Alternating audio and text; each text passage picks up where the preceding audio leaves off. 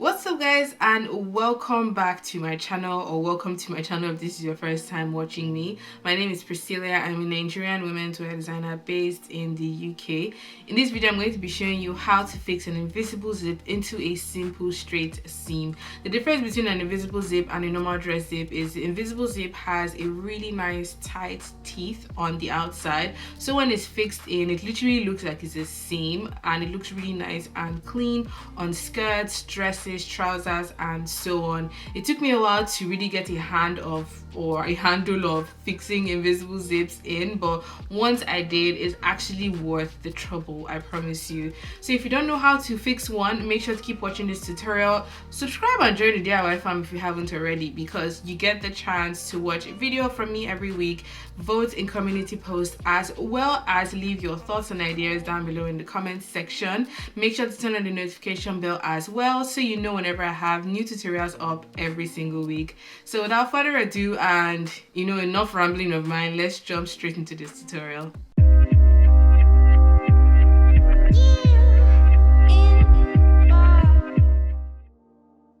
For this project, I'm going to be working with this long invisible zip that is about 30 centimeters long. Just remember to choose a length that works with the part of the garment you are fixing your zip into. I decided to work with a contrasting color so you get to see what I am doing. I've cut these long rectangular panels that are a little bit longer than the zip. I think the most important part of fixing an invisible zip is having the zip footer, which is narrower than your normal footer that comes with your machine. I also have some pins here just to help me pin my zip in place, and we're going to go ahead and get started. I cut 2 pairs of my rectangular pieces because a pair is going to act as my lining. For this first step, I'm going to open up my zip and flip this side over like this. Now I'm going to pin this edge of the zip tape to this side of the seam. I like to pin down invisible zips because if they move perchance when you're sewing, it would actually show on the right side of the garment. But if you're a pro, I know how to hold things down. You just need to put only one zip at the beginning and just unroll your zip and stitch as closely as possible to the teeth of the zip. I'm going to take this to my machine and I'm going to attach my invisible zip footer in like so, and just shift the needle so it goes in through one of the open ends of the footer. So I'm going to take my first side, and I think the thing that took me a long time to understand was the fact that you need to unroll the zip a little bit and sew a little bit closer to the edge, not too close, because if you sew too close, the head won't be able to move up and down the zip teeth. So I'm just unrolling as I sew along the way. I think that's why pinning it down helps a lot, because while you unroll and tackle the zip teeth, the rest of the zip doesn't move around in a crazy way. So I'm just doing this ever so gradually, and I'm super slow when I'm sewing invisible zips because I always want them to look really nice and neat. So just sew at a pace that is comfortable for you. When I get up till the very end of the zip, I remember to do my back stitch and then go on to work on the other side. For the other side, I'm going to take the other edge of the seam, or this rectangular piece I'm using for this sample here, and I'm just going to pin on this side like so. I think this is a part that is a little bit confusing because you want to ensure that you pin in such a way that you have the right side of the zip teeth showing on the seam itself, and you have the zip tape attached along the seam allowance. So once you've kind of figured that out, you just need to sew this side of the zip tape to this side of your seam. So once I'm done attaching my last pin here like so, I'm going to be taking this to my machine, and I'm going to be starting from the top this time around because that zip head at the bottom would not allow me to be great. So I'm going to take this down here like so, drop my needle in place, remove that first pin, and start sewing ever so carefully. Remember to sew as close as possible to that zip edge or teeth, but not too close, else your zip head will not be able to glide smoothly across the zip.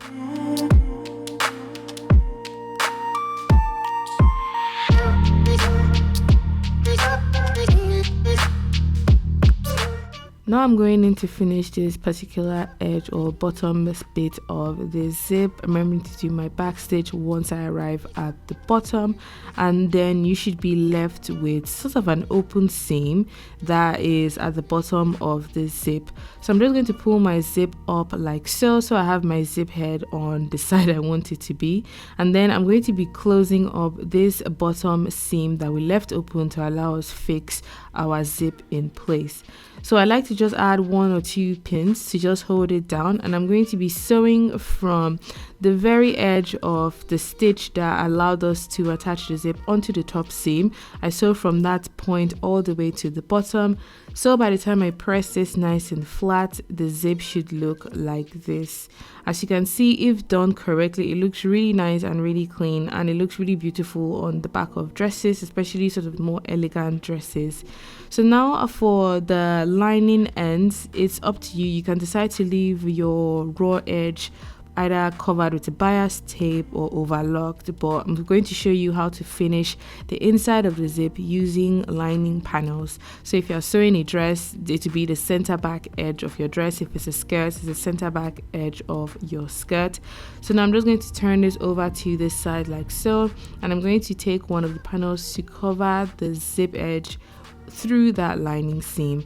So I'm just pinning in this side of the lining edge to the seam allowance of the zip, and I'm going to add 1 more pin here like so, flip it to the other side and pin in the other lining panel in quotes to this seam allowance. Remember, you're only joining the seam allowance to the lining edge, so that sort of hides or conceals the raw edge that the zip is like sort of joined to. So I'm going to take this to my machine, and I'm going to be sewing both seams in place before going ahead to work on the other steps. So now I'm just sewing on whatever seam allowance that you decided to work with for your garments. I usually work with about 1 centimeter or ½ an inch, and I'm just sewing in the lining into the seam allowance that the zip is fixed on. Remember not to catch the other side though, so just check now and again as you sew along the way. So the thing here is you have to stop sewing around the point where you stop sewing the main zip itself, because when you stop sewing at that end for both sides of the lining, you can go back and join the bottom end like we did for the main zip side. So this is the front of the zip panel and this is the back, and I went ahead to press this nice and flat so it looks really nice and clean. And we have the bottom ends open like so, and you can see that metal end that is usually at the bottom of zips. That end we want to conceal it through this lining seam. So I'm going to join these bottom ends together like so. I'm just going to push the zip away from my seam, and I'm going to add 1 or 2 pins just to help me hold this seam in place. I'm going to go ahead and sew this up on a 1 centimeter seam allowance or whatever seam allowance you're working with. Give it a nice press and it should look somewhat like this. So the zip looks nice and neat on the wrong and on the right side of your garments. I went ahead to press all of my seams to relax my stitching, and this is what the stitching for the lining panel looks like on the inside, and it just looks really professional when it's done correctly. I hope you guys enjoyed watching this video all the same. This was one of your requests and I hope you learned a thing or two. If you did, please give this video a thumbs up, comment your thoughts, ideas and suggestions down below, and I'll see you guys in my next one. Until my next video, have a good morning, afternoon and evening wherever you are. Bye.